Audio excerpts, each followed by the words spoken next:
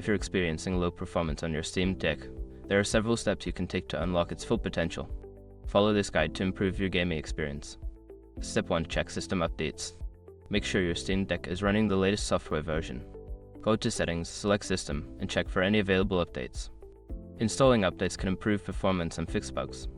Step 2. Adjust graphics settings. Lower the graphics settings in your games. Access the in-game settings menu and reduce options like resolution, texture quality, and shadow details.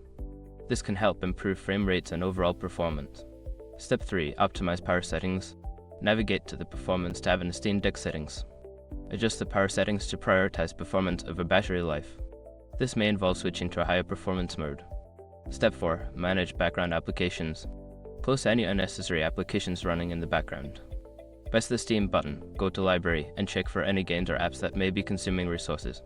Closing these can free up system resources for your game. Step 5. Clear cache and reinstall games. If performance issues persist, consider clearing the cache or reinstalling problematic games. Go to the game in your library, select Properties, and choose the option to verify the integrity of game files. This can resolve issues caused by corrupted files. By following these steps, you should see an improvement in your Steam Deck's performance. Enjoy your gaming experience.